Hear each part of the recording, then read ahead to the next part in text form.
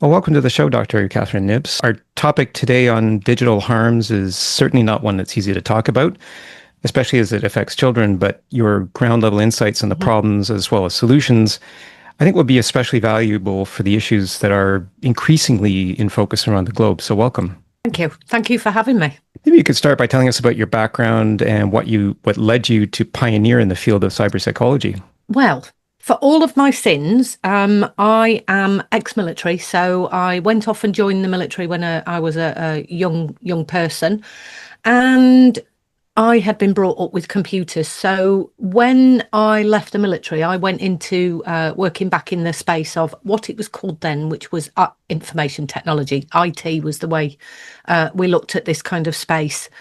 And at the time, I had young children, so I kind of introduced them to computers. It was really interesting because one of the jobs that I did at the time was taking technology into education settings, and this is pre-millennium time. I'm not going to say how old I am, but it was pre-millennium time. And what's really interesting is the narrative around this, in air quotes, ed tech, which we'll probably get into later on. But as my kids grew up, I helped them understand the online environment. I had a tech safe castle. My home was protected. And around about 2010, unfortunately, both of my children were exposed to, I'm going to keep it as simple as I can, graphic and gory media, which was on a flip phone, which had a screen. So we'll get on to how flip phones are not as safe as people suggest they are. And at the time, children were sharing URLs. I actually had a bit of a part-time job going into some schools. And in 2010 and 2011, I was hearing from children who were watching this type of material. Lo and behold, I then went to train as a psychotherapist, and these issues have been absolutely prevalent in my office, day in, day out, with the cybercrime teams that I work with the cyber services that I work with the police officers, and with cybersecurity. And the two environments, if you like, I have my feet in both psychological behaviour and the world in which technology exists, which is often it's almost like a hypothetical construct because we can't see it, we can't measure it. We talk about it as if it's a tool and a product, and it isn't. It's a portal. So really, my evolution around it has been around how do I help parents, professionals, and other people understand this environment. And it's really difficult. It's really difficult. It's almost like imagination. I'm just wondering how the field of psychology and therapy has adapted or maybe not yet adapted to the realities of what, these types of gory images or the types of unhealthy things that appear on children's screens. Well, I'll give you a little insight into my PhD. I went into the literature expecting to find something around this, the therapeutic environment and the way that we look at this. And pretty much since, let's take trauma as a discipline, since 1996 and a very seminal book that was written in that period, apart from the books that I've been writing and apart from really working in environments which are organisations that help prevent specific online harms, there isn't any. That was the most shocking part of my PhD for me, because we are in 2026. This is 30 years of online issues arising, and they haven't been addressed in the trauma literature. It hasn't been addressed in the therapeutic literature to a degree that we can look into it and say, and these are the methods for perhaps working with it. This is what we can do to support children, to support parents. And actually, that's quite a shock, because when we look at the ACEs study, that came out in 1998, and since that time, nobody has asked about cyber aces. Nobody has asked about cyber trauma, as I coined the term. Well, I didn't coin the term. I coined the theory around how we manage it. But we're in an environment where many of us are talking about online harms, and yet we don't have the literature to back up what we do. And I think maybe teachers also need guidance in this sort of thing as well. Maybe you could talk a little bit about cyber trauma as you've defined it and as it appeared. I think you focused your PhD research on that topic. Yes, so I won't give you the long academic version because actually I started really defining what cyber trauma was in 2016. And I was including, certainly towards 2020, I was including machine learning and the algorithmic space. Well, we're now into a space where we've got large language models, we've got artificial intelligence. We're not at the stage for artificial general intelligence, even though it's interesting, the lexicon that's used by most people suggests that that's where we're at, but we're not. Um, and in a nutshell, cyber trauma is any trauma that takes place via, through, or from any internet ready device, and in brackets, and also bots, large language models, and things like that. And so, how does the cyber trauma response differ from other types of trauma? Like, what makes it particularly like its own type of trauma? This is where I like to get giddy because this is going into the theory a little bit. What I would say is there's a neurological difference for me, based in two aspects. The first aspect is to do with the distance from which we experience this trauma. And to give you a little bit of a therapeutic kind of theory insight, when we look at babies and attachment, we tend to look at early developmental processes. And quite often you'll hear, particularly in parent-infant spaces, there's the zone of safety. And that's usually where a baby's held by the mother for breastfeeding, for eye contact, for what we call contingent moments. So it's a case of I see you, you see me. And in that distance, there is a physiological, neurological feeling of safety that's innate. And at that distance, the way in which the eyes work is quite often what we call convergent. So they're super focused in on what we're looking at. And because my work in the armed forces was around eyes and night sights and day sights, I had this real interest in, I wonder what this distance is about. And the more I went into the research and I looked at ophthalmology, I looked at what happens when we're at that neurological distance, what I began to find is at that distance, we have a trust feeling. We have a bodily response that says, I'm safe. And the bit that makes cyber trauma so different is in most cases, we are holding a device, or as you and I are at the minute, we're in front of a screen that happens to be at that contingent safe distance, which is about 30 to 40 centimeters. So we tend to sit from our devices in a way that our body would experience as being safe or being a trustworthy space. The other difference is at that distance, we do not get the physiological signs about what is about to happen next. And in many of the cases, a lot of the traumas that have taken place for many of my clients have been an unexpected opening of a file, an unexpected scrolling, if you like, onto a particular type of video. And that's the kind of one aspect of it.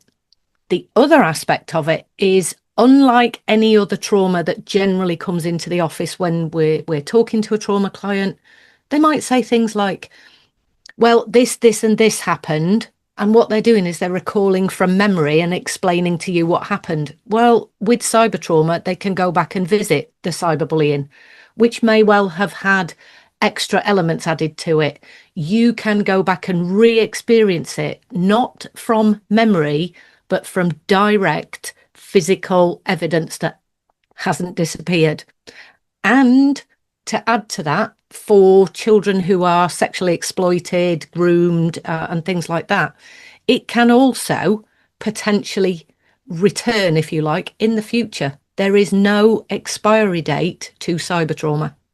That's really interesting, that idea of the distance and the screen always being there. And I Yeah. guess we tend to trust what we see, like seeing is believing, I guess is the common saying, right? Yeah. So, yeah. So Um, in um, terms of Yep, sorry, go ahead.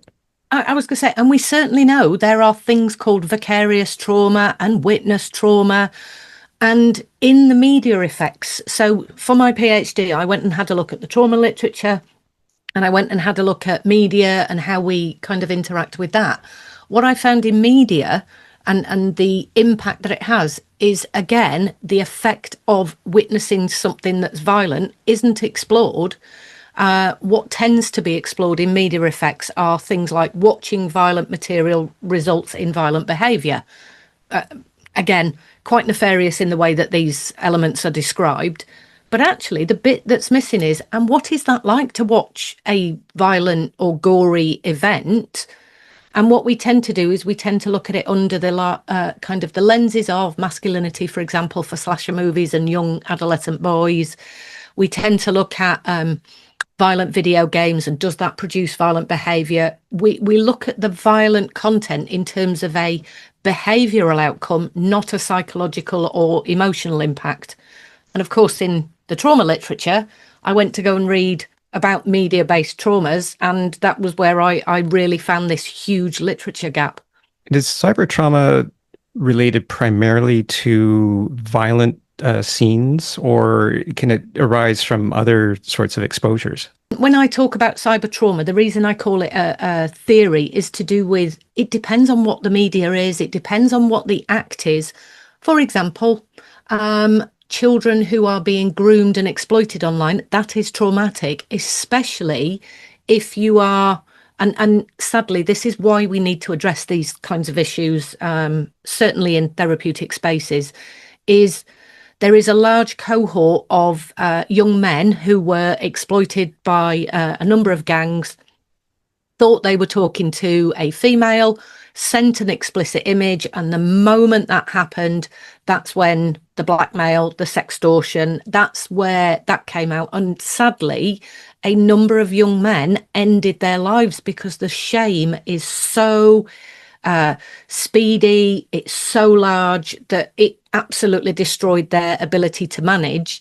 And what we know is that there's lots of different types of things that can happen. You can view self-harm material, you can view suicide material, you can look at eating disorder material. There is material around, and certainly we're now starting to talk about the fitness influencers and the health information. People have actually avoided taking medical advice at the expense of what they hear and read online, that then results in, for example, that health condition worsening, or not even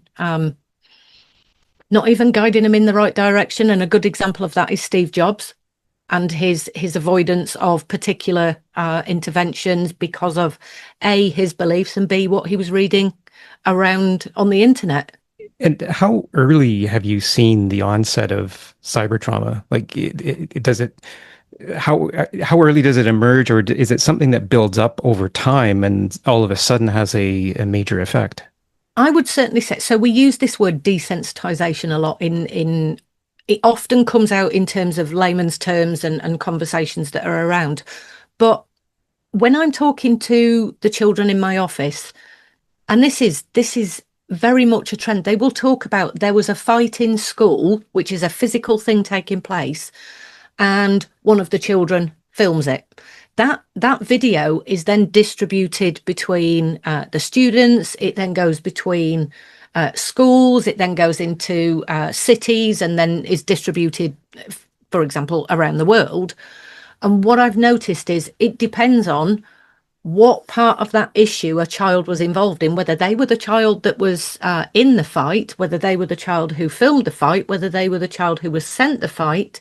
And quite often I'm seeing varying forms depending on, so I'm going to bring in the theory here, something called actor network theory. It depends on which of the factors is the one that I'm talking about in therapy, for example.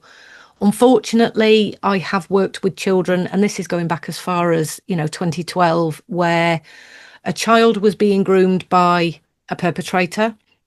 And sadly, he was sent the child sexual abuse images to as part of the grooming process.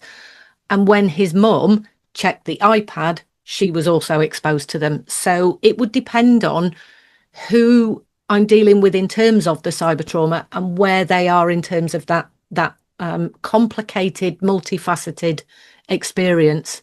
And how does it evolve over time? So as someone is exposed to cyber trauma at an early age, and you say you've been, doing this for over a decade, I guess, how does that change their perspectives at a later age? I recently put out a video on social media, and I'm just thinking that the piece of research is sat at the side of me.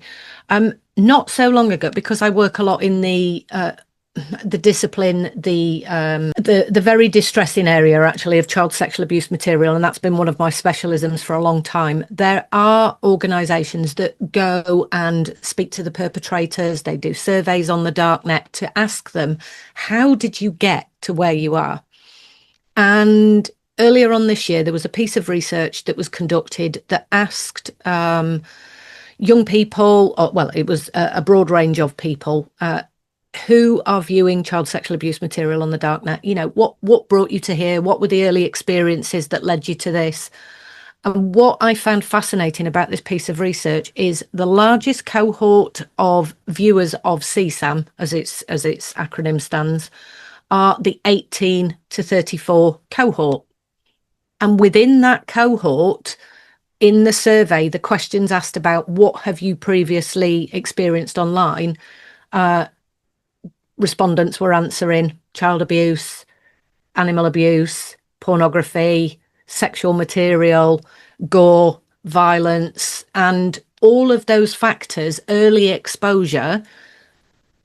Kind of, when I did the math, I was like 18 to 34. That's really interesting. That's the early emergence of some of the forums on the internet. I'm not going to name them on here, but that's the cohort that weren't on social media. So I want to make that quite clear in terms of where these young people were going, were on the forums and the websites, and certainly into these file sharing apps that existed in the early part of the internet.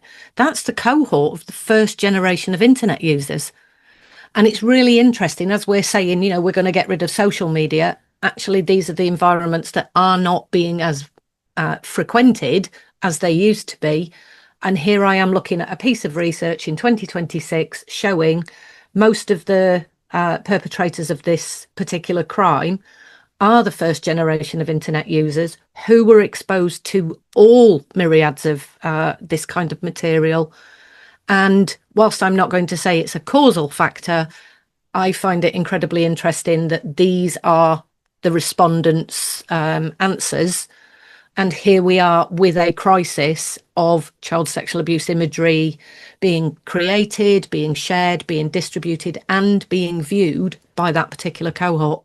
That is interesting, and I'm old enough to remember life before the internet, and to remember when there was no social media. And I wanted to ask about the role of social media.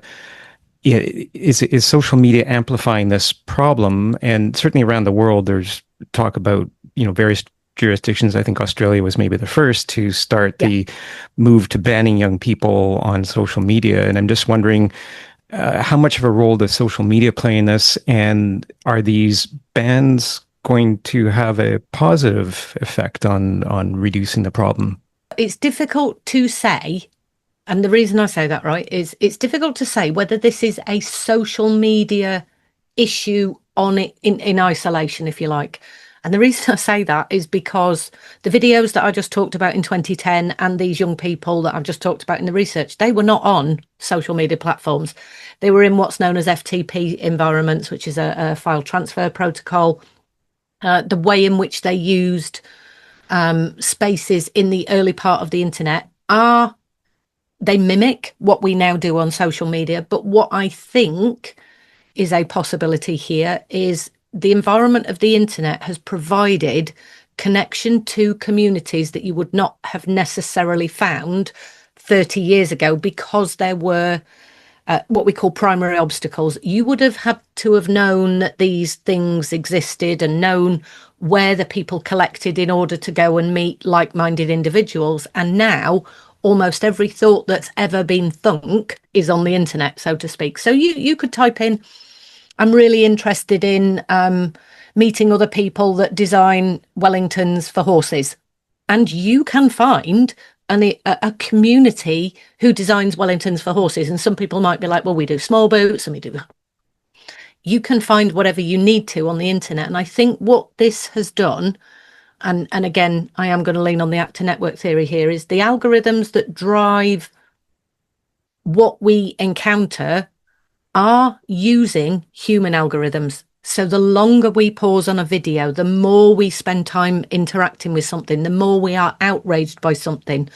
And many of these factors, so we've got algorithms, we've got the fact that we change our language, community and culture, and we use technology to enhance us and what we're doing as a society. And actually it's reflected back. So within my PhD, I've talked about this is like epigenetics. This is a nature nurture process, and each one of these huge factors, whether it's community, whether it's access, whether it's the nature of what it is we're seeking, whether we are creating new rules as a society, what we find acceptable. And I've been able to track that in really media itself and the prevalence of what we now call ultraviolence. So we've moved from a place of films that suggested something that was going to happen. And, if we go all the way back to the early beginnings of films, Alfred Hitchcock was a master of never actually showing the event and your mind would fill it in, to now we have video on demand streaming services that show you all of the details of an event. And, when I look at, for example, on Prime, The Boys as a series, and it is classified as ultra violence. And I'm like, when did this become Clockwork Orange? When did we move into an environment where this is now accepted by film, television, media as something that society needs to see? And unfortunately, mainstream media is also following this particular pattern.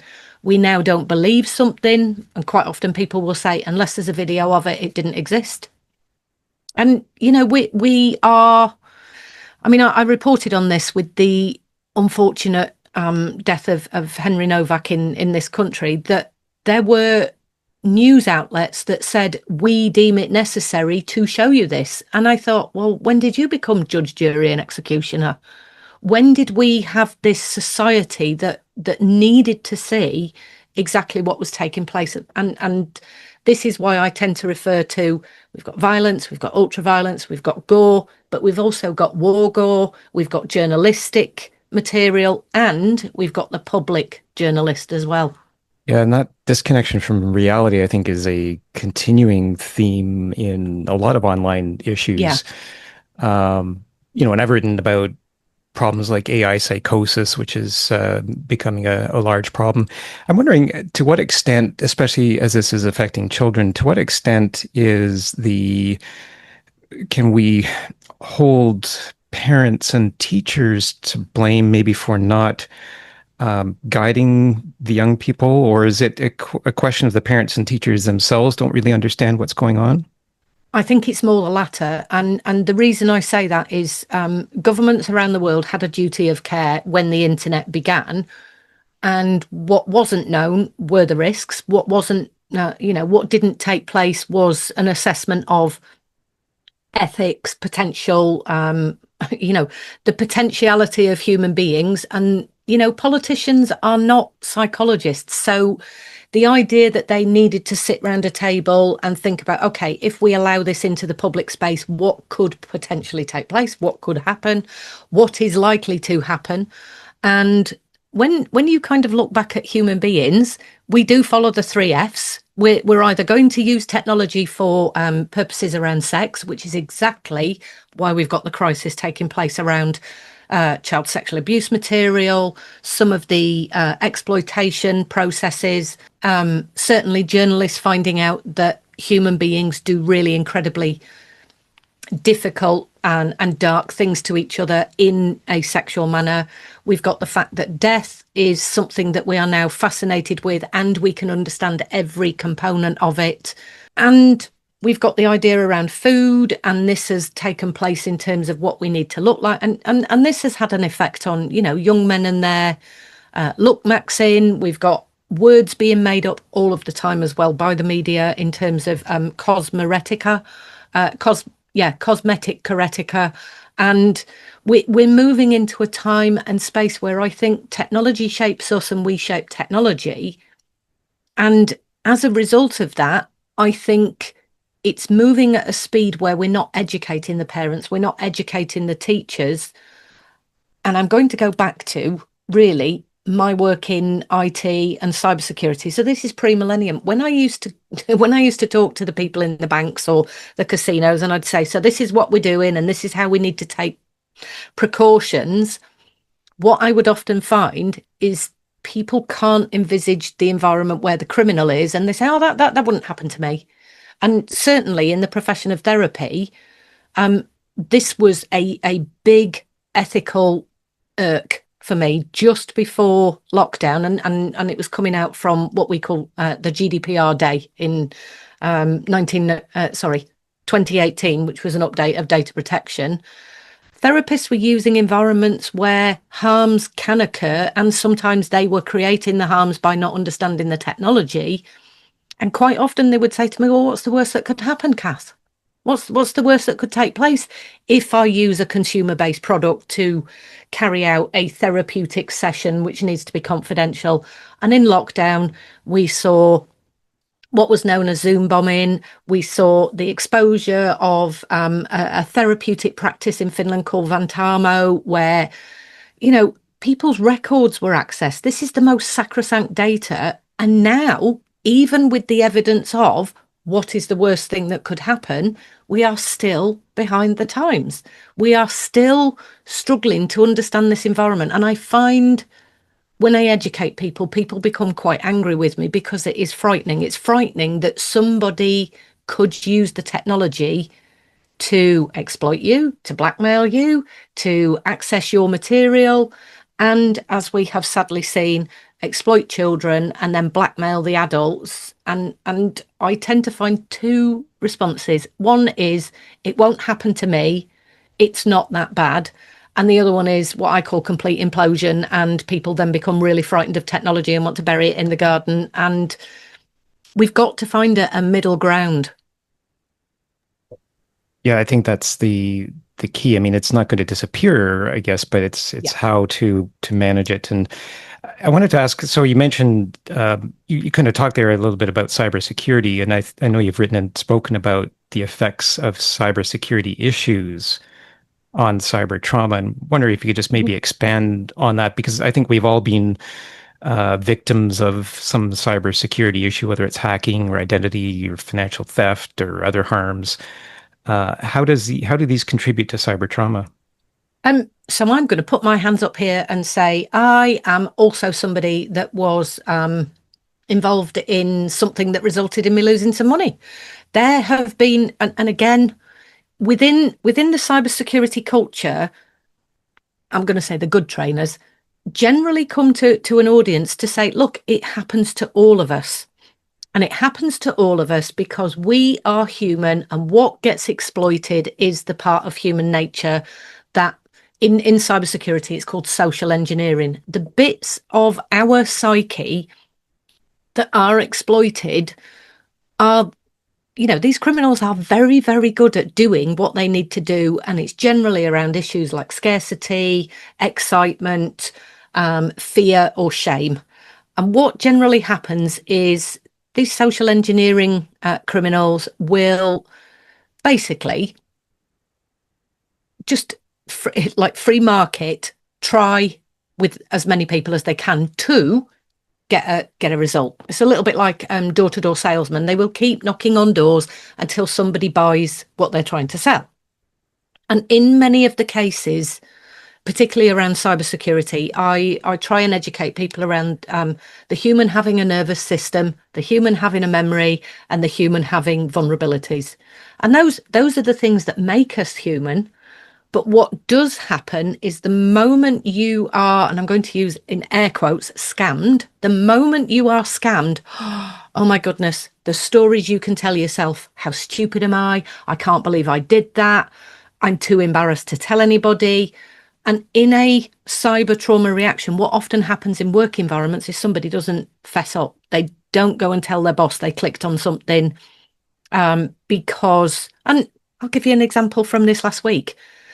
My emails have included an email from Jordan Peterson this week, which isn't from Jordan Peterson. And I laughed because the language isn't Jordan Peterson's for a start off. I've had them from high-end A and B celebrities, because what happens is the criminals will put a program together. And of course, you can do this with AI now. They will put a program together that says, go and have a look at, for example, who Kath follows on X.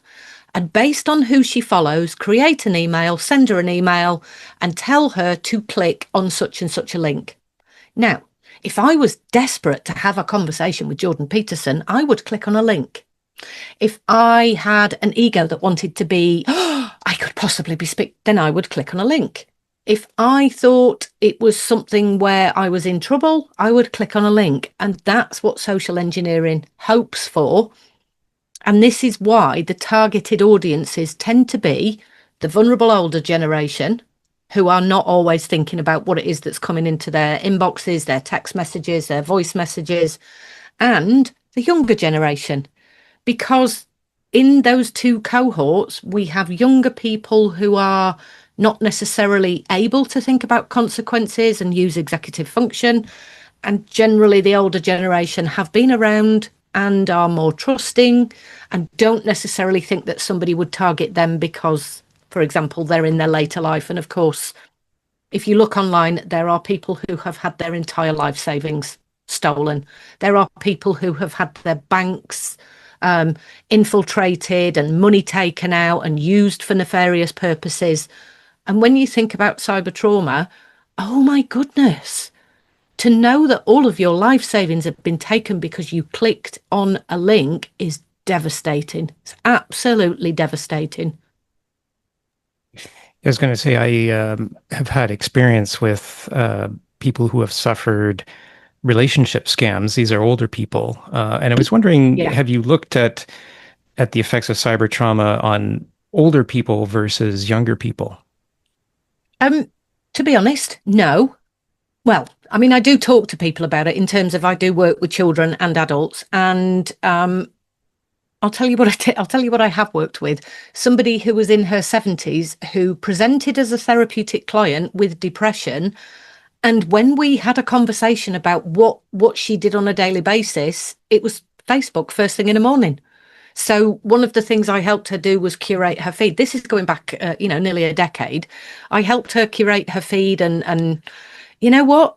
It did change the way in which she saw the world. But the older generation do tend to be, they are omitted from a lot of the research.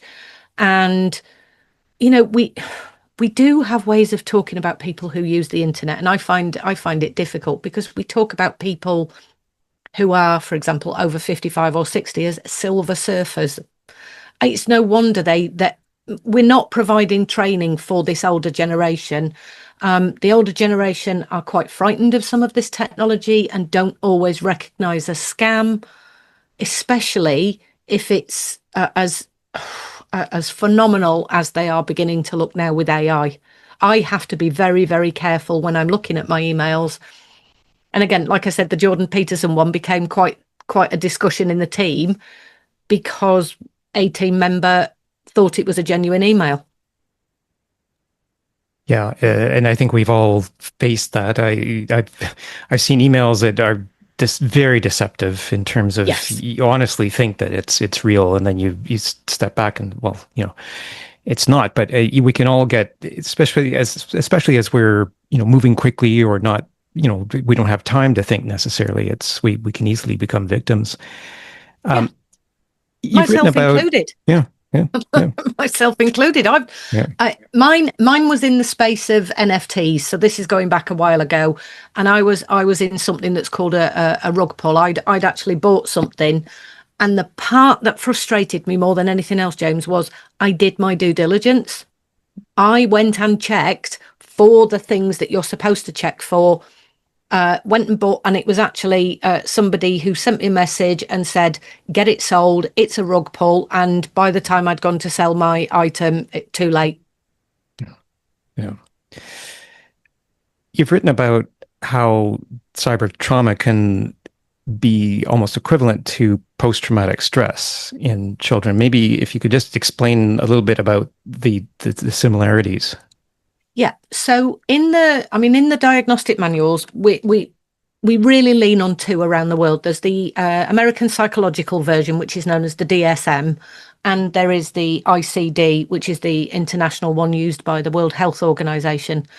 In in those classification manuals, one of the things that's stipulated is you can't get media-based trauma unless you are, for example, a content moderator or a police officer. And when I went through the criteria for PTSD, I was looking at, this has been coming through my clinic. And if I go back to 2010, the reactions my children had, and now as adults, anything that has an association to that particular video can result in them having a flashback, right?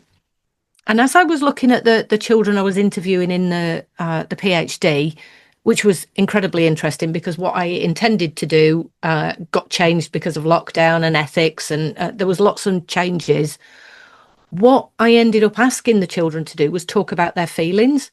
And oh my goodness, in their drawings, what they actually did, like physically, was draw the kinds of reactions we see in war veterans. So in trauma therapy, there is, and it is contested at the moment, so I'm not going to say that I'm 100% behind a contested theory, but actually there is a lot of value in the language that it proves. But in polyvagal theory, we talk about the way that your body goes into a particular form of shutdown and the way that your body reacts.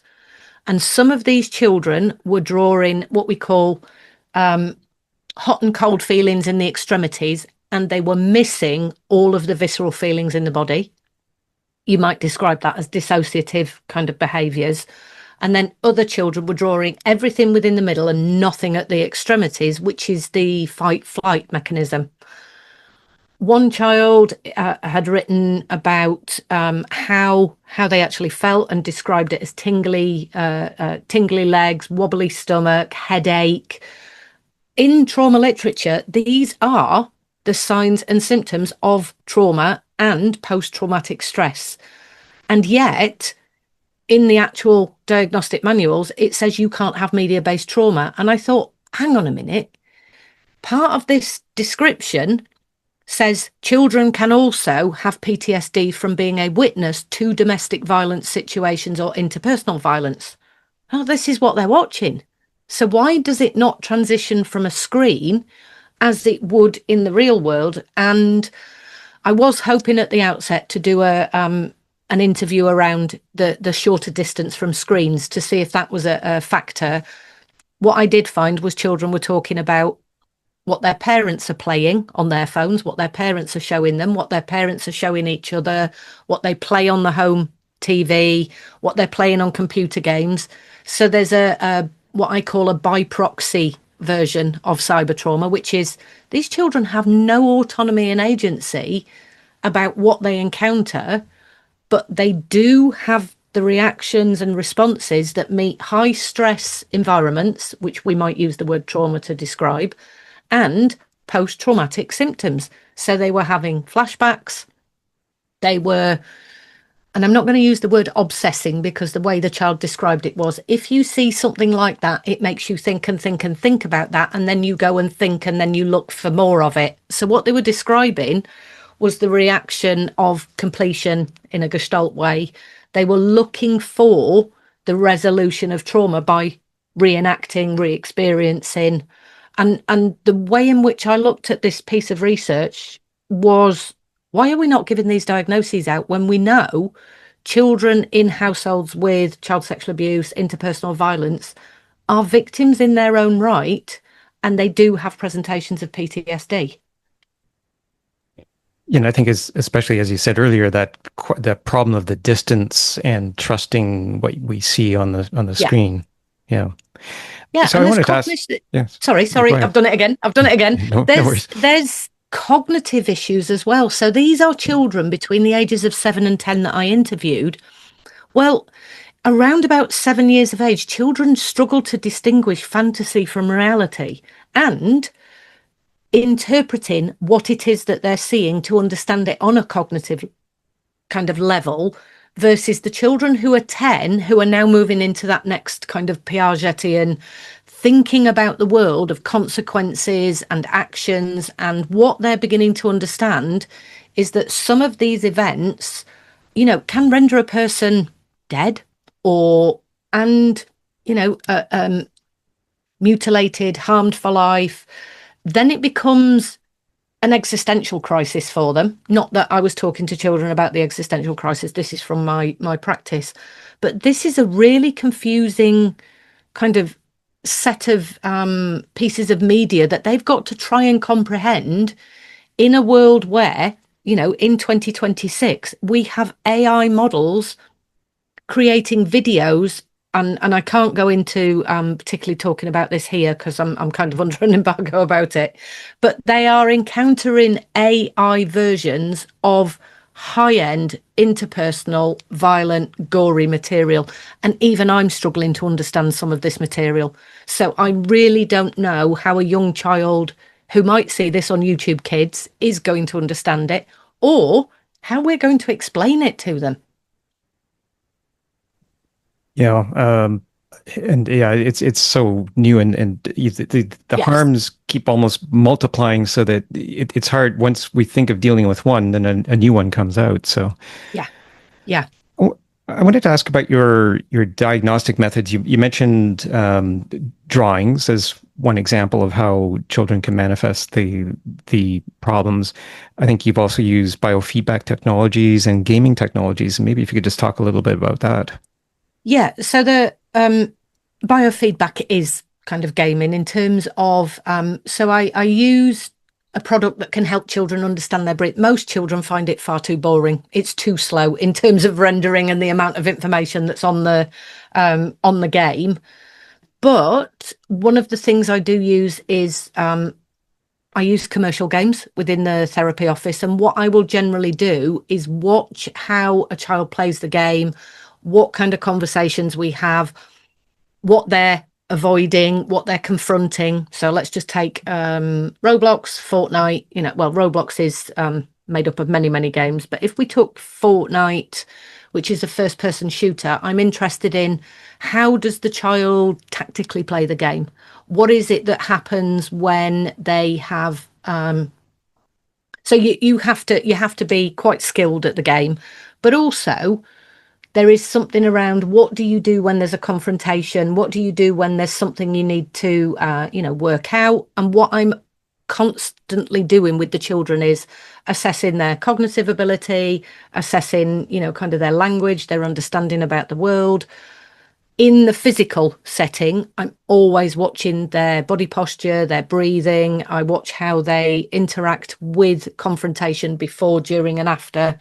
And I will kind of arc across, okay, before that, they were quite regulated. At that point, they became particularly excited. At that point, they wanted to run away or they'd had enough of the game. You can kind of watch frustration tolerance. It's really an incredible way to use technology with children. But when it comes to trauma assessment and what I'm kind of working out about the environment is I tend to look at things like avoidance of technology and the way in which children talk about it, because that's one of the factors of PTSD is whether there is an avoidance of particular environments. I will have a conversation about the kind of content, but what I tend to do is talk about have you ever seen anything that was weird or upset you or that your parents might not want you to watch? So now we're talking about age gated material. Now we're talking about has anybody sent you anything? And quite often, those are the ways in to have a conversation. The drawing happens to be a media based creative way of working with children. I use the sand tray a lot. I've got a digital sand tray. It's whatever the child wants to do in the therapeutic office.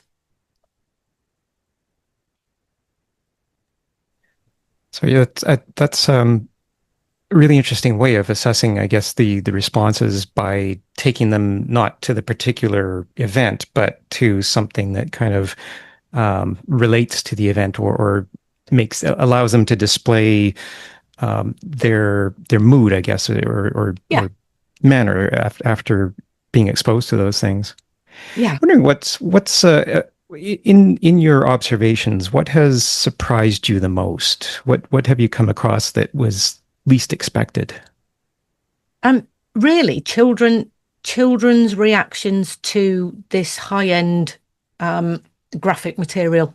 So the best example of this is the numbers of children, particularly over the last 15 years, that have told me they have witnessed the beheading of a person or animal, and it is said with little to no emotional reflection. The normalization of what children are exposed to is like talking to a child from a war zone. It is incredible for them to kind of shrug it off and go, well, it's what we all do. Do you not do this, Kath? There's a confusion often from the children. And when I go back to my children and kind of what they saw, we had to have a long conversation about why people might do this in the world, why they might share it, why cultures have different beliefs to us, and how complicated the world is. And what I was really doing was, before I'd trained as a therapist fully, I hadn't realised I was talking them through Erickson's trust versus mistrust. I was talking them through stages of grief, and here I am, 15, 16 years later in therapy, and some of the children are so nonchalant about what it is that they see. Yeah, I can only say I'm glad that I grew up before this era because I'm not sure how I would have handled it as a child. It's one likes to think that you can be innocent as a child, and but when Mm. you're exposed to those, so I'm wondering, what do you think adults most fundamentally misunderstand about how the younger generations experience digital environments? Well, the first one is direct from the mouth of the babes in my PhD, which is they need to understand what it is that we're seeing. So one of the children had basically said uh, they need to help us better. And what this child was discussing at the time was he'd explained to his father that he didn't like what he was seeing and it was making him feel sick. The dad poo-pooed him. Don't be silly. Just go and get a bath. Go and sort yourself out. It's not that bad because I'm making a cognitive recognition that it's not that bad. Actually, children perceive the world very differently, and what frightens them, what they misunderstand, harms them in ways that we might use the word trauma or PTSD, but actually it harms them in a way that they don't always have the vocabulary to articulate. And what we tend to do is use words like silly, doesn't matter. We kind of negate the impact. And what these children were saying is we need to trust teachers. We need parents to understand what's happening to us. And now that has been really a conversation from every child therapist's office for the millennium that we've been working with children. I think we need to understand that the digital world has changed childhood. And I'm going to add on to this, and we cannot go back to check. Okay, the adults that are now adults were the children of the internet when it began. They are different adults now to the cohort of you and I who were pre-internet. The content, the speed at which the world has changed, it has changed childhood. And we need to update our child development theories. We need to update our psychotherapeutic theories. We need to update our understanding about schooling. And we need to include this digital environment because as much as we say we're going to, reduce social media, you can't take away the internet. And children, and this is my main concern, children will circumvent, children will continue to use. And because I am a therapist, the bit that I'm concerned at is if a child runs into a problem when they're, in echoes, not supposed to be on it's probably, and I am saying probably, going to prevent them coming and asking for help. And then we're going to be back to 2010, 2011, and 2012 when children weren't coming and telling parents what they were seeing on the internet because they knew, same as my kids would have done, if they'd have watched that in my home environment, I wouldn't have allowed them on the computer. Yeah, and I think, It's yeah, and as well intended as these social media bans are for under 16s, for example, I guess there's a lot of discussion about how easy it is to circumvent the bans. Absolutely, and there's something here about my. So I'd put this out in a social media post myself. What we've actually done is not made the environment safer. So I'm going to give you an example. I often talk to parents and I say, look, the digital city park is like a city park. You would go to a city park and do an assessment before you allowed your child on the slide, on the swings, on the roundabout, on the climbing frame. If there was a piece of equipment that was damaged, you would say to them, you could go on that, you can go on that, but you can't go on that until the local authority or the council or whoever it is comes and fixes it and makes it safe for you. What I'm seeing is we've basically said, well, what we'll do is we'll just ban the children from the playground and we're not going to tell them about the really dangerous slide.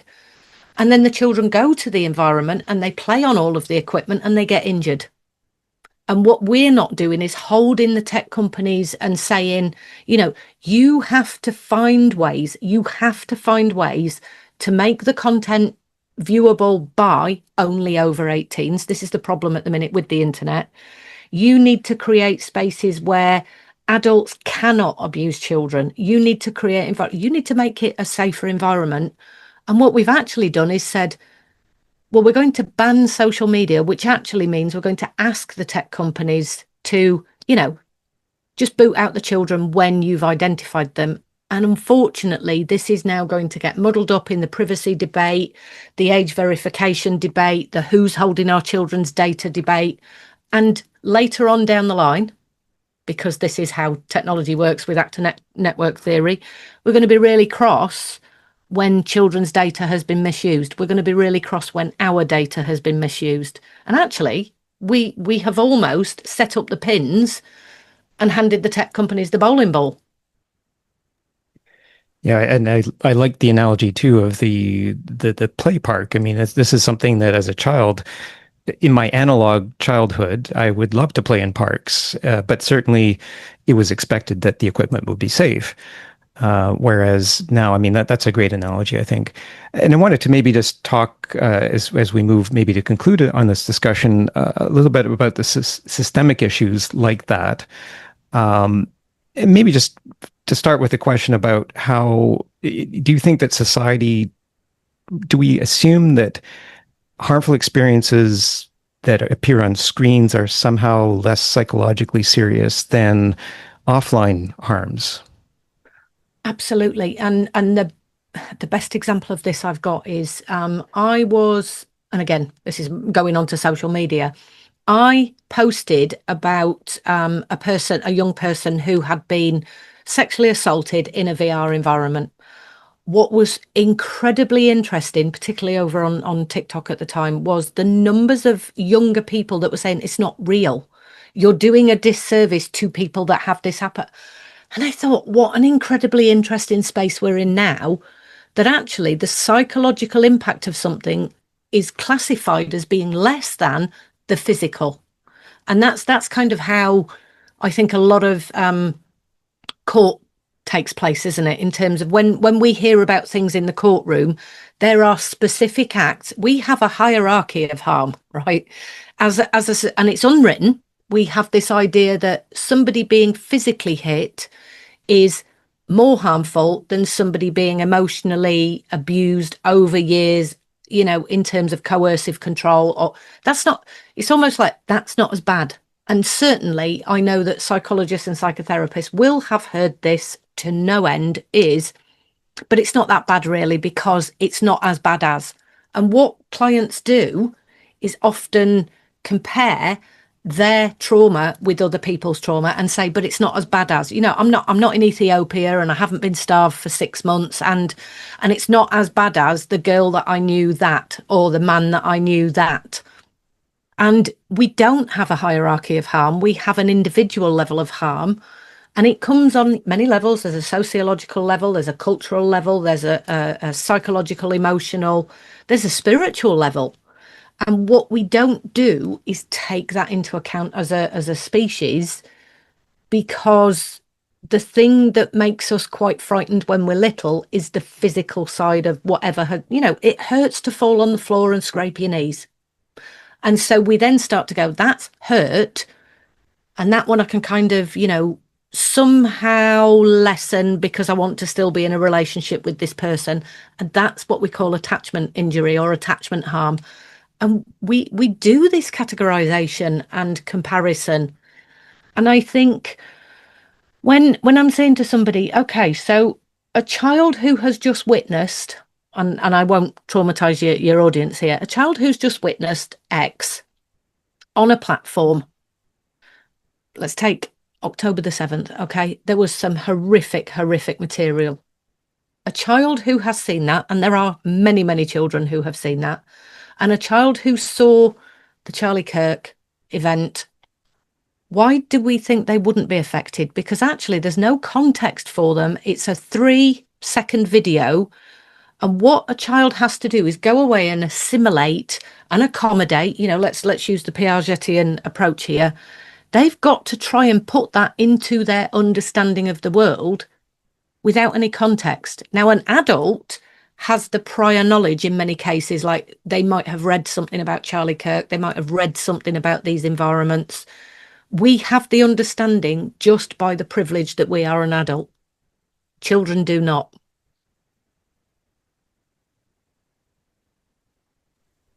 And I think that's a crucial point. The context that one develops over life makes it easier, or, well, not easier, but makes it more readily relatable, or we can at least understand the circumstances in which these things are occurring, and understand maybe the motivations of the people who are putting them online. Whereas a child would be very trusting about that sort of thing and not know how to question it. Yeah. In terms of systemic issues, is one of the, I understand that maybe you use some technology in your practice that actually helps people to manage these issues and recover from some of the harms. Can you just maybe describe a little bit about that, and how systemically maybe that sort of technology could become more widespread? Well, one of the things I'm going to say, James, is actually that technology can also harm. And I am very aware that some of these children have been harmed by and through and on technology. And then they come into my office and there I am with technology. So I often, the privilege of being a child therapist is you usually have a conversation with an adult beforehand. So I will have, I might have made a comment about in my room, I have. And then I talk to the parent about what the issue is. So it might be that they were sexually groomed on. And I say, okay, well, here's how it works in my office. Because I've got the cybersecurity background, nothing is turned on until it's turned on. I don't have phones. I don't have smart devices that come in the room. We have a conversation about, listening devices and things like that. But quite often, I let the child come into the room and I watch where their eyes go. And generally it will be to one of the consoles, and I've got 2 fairly old consoles, and I will say, well, which one do you prefer? And immediately there's the kind of rapport building. Oh, so you're a console player, not a PC player, so you don't play on Steam. Luckily, I've got a background knowledge of these environments. I work with technology. I use a lot of the environments the children do as well.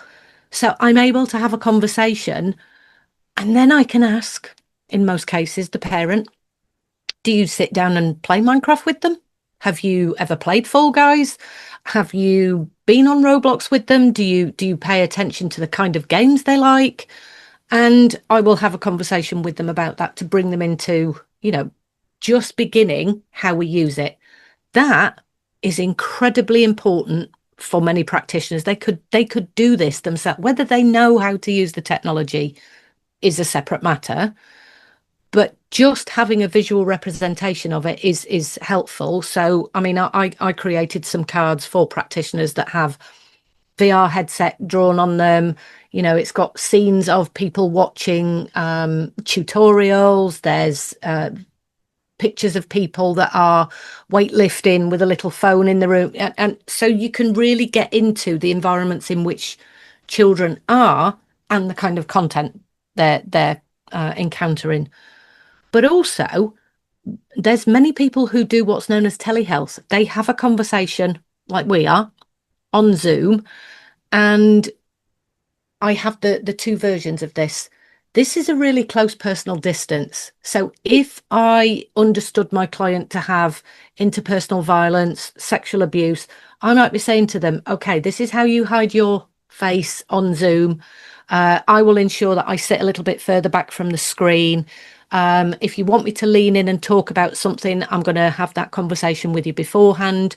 This is a really, really close personal distance for many people, and it can be intrusive. And that's also applicable to clients who struggle with social communication difficulties and autism.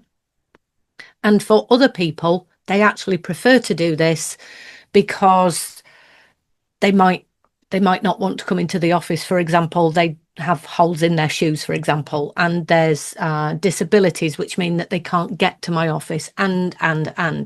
So really, I think the professions could do with understanding what technology is, how it's used as a tool, how it can be used therapeutically, how it can facilitate or interrupt or, you know, really, really sabotage the relationship.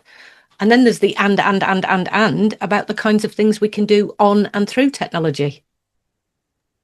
Hmm. And I'm wondering, is there a role for teachers in this? Are teachers being brought into the discussion? I know technology is rapidly expanding use in the Mm. classroom, but I'm wondering if teachers are adequately trained on the issues and how technology can best be used versus how not to use it. Well, I mean, well, we did say we might get to ed tech in terms of what I find really interesting. Teachers, oh my goodness, at the minute they are expected to be 700 different roles at once. You know, and this is around the world. It's not just in the United Kingdom. There is an element here of technology surreptitiously made its way into homes and into education. Like I told you, in 1998, I was putting this technology into school settings. What I think we do is we say to people, here is some technology, off you go. And this has been the problem with the attack on this, ed tech is ruining the IQ of children and so on and so on and so on, which I find fascinating because it tends to go back to about 2010. And I've already told you this technology was in the classrooms in 1998. So there's this huge gap about, and what happened to the IQ levels of children between 1998 and 2010, for example. One of the things I would certainly say is it depends on what the technology is, how it can be used. And I'm thinking here about the clients I have worked with that need accessibility options. So some of the people that I work with have had visual impairments, disabilities. This technology enables them to learn in an environment where they were previously at a disadvantage. We have what's called readers, where children who struggle with dyslexia now have a way that the technology can enable their learning. And that is incredibly positive. What we haven't done is teach the teachers how to use the technology as a tool, but also how it can be used as that facilitative mechanism. And we have really kind of sabotaged at the minute by saying to people, we need to take this technology out because people are becoming lazy by using AI. Well, teach the teachers how to teach critical thinking around AI, because actually the children do that a lot of the time anyway. And again, I think there's a lot of what is the word I want here? Infantilizing of children overall by education systems who have determined they know what children need and they know what children want by leaning on a 1900s education model. Does that make sense? And we're in a space where this technology is on their arms. It's going to be on the front of their faces shortly with the meta glasses. It's going to be in their ears with kind of the new ways that we will design technology. It won't be very long before we are cybernetic. It might be in their hands rather than on their arms. And at the moment, it's almost like there's a particular cohort of scholars and activists around the world say, get rid of tech. And partly I'm sat there thinking it's almost like the Industrial Revolution. I wonder what it was like the first time fire was brought into a hunter-gatherer tribe. Take it away, it's so dangerous, it's so dangerous. Well, learn how to, and I do this when I'm teaching. I talk about fire that's contained allows for community, for warmth, for keeping predators away, and it allows us to cook our foods. It's a great invention. But don't put the stones around it and it'll burn the village down. Another great analogy, I think, that and certainly the point that you made about the beneficial uses of technology for learning, I think is crucial. And Yeah, as you say, it opens avenues for people who would have been very disadvantaged before. So it's yeah, something that we have to put those stones around it to make it safe, and then absolutely. it can be good. Yeah. So in terms of, we've discussed a lot of the harms. As I said at the outset, it's a difficult discussion, but crucially important, especially as I think regulators around the world are starting Hmm. to become Yeah. aware of the issues.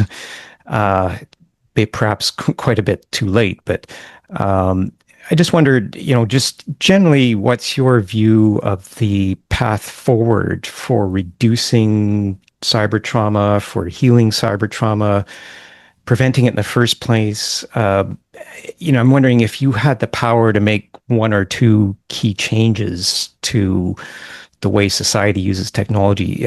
What would you do? How would you approach it? Where do you Mm, think we should go from here? that's quite, I mean, that is quite a big question, but I'm sitting here and I'm thinking, I'm hopeful for technology is going to help us understand how we can support human beings. It won't be long before these therapeutic interventions are within a system that people can lean on. And yes, perhaps, my profession at the minute is very scared that its job's going to go along with a lot of other people. I think there's something about the NLP kind of language here. When we have a map, it doesn't help us do it. We have to learn how to map read, but we also have to learn the terrain as well. It's great learning. Oh, that says, orienteering, like, oh, there's a hill and it goes up at this degree. And yeah, go and climb the hill and find out what the wind conditions are. Go and actually experience the environment so that you can come back and alter what you need to alter on the map, because I think there's elements of the map that are missing. In terms of prevention of cyber trauma, certainly we need research backed methods around media effects. And the reason I say that is because many of the age ratings around the world are not based in research. Another one of the findings, they're based in focus groups of people saying, yeah, I think that's a 15 rated movie. I think that's mature, which partly is one of those moments where I was like, sorry, how can you actually deliver a rating of something if it's not backed up in robust research? Again, age and stage approaches. Just because a child has a chronological birthday of being 12 does not make it appropriate that they can go and see a 12 rated movie. And that then means actually we're in an environment where we can't always protect children from things. So in my Tech Smart Parenting book, I talked about the time that I was going to school with my children. We couldn't have predicted there was going to be a road traffic collision. What my children learned on that day is that there's many, many swear words. They learned about, emergency services. They learned about the care of people who have been injured. They learned about witness statements because the police wanted to know what had happened. There was a lot that took place. And what I think is really important is there's a whole community of healing professionals that work in this space. What we do is we help people understand the world. And this is what we do as adults for children. Our teaching of children is rooted in this, discipline, which isn't about punishments. It's about helping people understand what we are as human beings, the kind of morals, the kind of ethics, the kind of rules. And we cannot always prevent children seeing, encountering, being sent this kind of material. And that's where I think we've got to update. We might not be able to prevent this, but I do know from trauma theory and from many, many years of reading kind of lots of books, the way that we manage as a society, and this goes back to the ACEs study, is not necessarily about the adverse event. It's about the resilience that comes from having a person who is in your life who can help you with the validation and understanding of what took place. And that's really what we do as human beings, and why we have community. And I think there's a bigger philosophical and kind of meta perspective here. We've become really individualized, and that I think is the biggest harm, not necessarily the technology. And I don't know whether the technology facilitated, increased it could have exacerbated it, but actually we're not living as a community. Yeah, and we see signs of that all around. I mean, I think the daily news headlines just Yeah. horrifying examples of that. And you said an important word. I think it was resilience and resilience of the human experience, which I think Mhm. we're seeing in this discussion with you today. You have experienced it at a human level with people who have suffered these problems, and the solution is going to be a human one. Whereas Yeah. I think it's maybe we often treat these issues as technological issues, like it's, tweak an algorithm and you can correct it. Whereas I think what you're saying is that the problem is a lot larger. It's a human Yes. skill problem, not a technological problem. And that is why, even though my book is one of my books, because I've done 7 of them, the latest one was called Tech Smart Parenting. It's not about tech, never has been. And if I think about what my job as a therapist is, it's facilitating the communication that has broken down between parent and child. Or if I was doing couples work, for example, it would be between couples. That's what we do as therapists. We help facilitate that broken or disrupted communication pathway. Yeah. It's a human solution in a world of technology. And, that is kind of why I do what I do. And I keep saying to my therapy friends, we are not going to lose our job.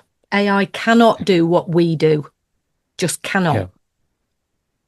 Yeah. And so especially important to protect children who are otherwise defenseless. I mean, somebody has to Yeah. advocate for them. Yes. Yeah. So no, the work that you're doing is incredibly important. And I want to thank you very much for speaking to us. Again, a difficult topic, but very important for people to understand the parameters, the effects, the things that can be done about it. And I think more discussions like this are absolutely crucial, particularly as regulators are starting to wake up to the Yeah. problem. And we need ways to deal with this effectively and quickly, because it's rapidly becoming a very significant problem. Well, thank you for having me, James, because it's these kinds of conversations that begin, this might just give somebody the confidence to have a conversation. Yeah, and that's key. It really just takes one Yeah. spark to start a much larger conversation, and that's it's Hmm. important. It has to start somewhere. So, thank you Yeah. very much, Catherine Knibbs, for this conversation. Very important discussion, and thank you for coming on the show and sharing with us your experiences.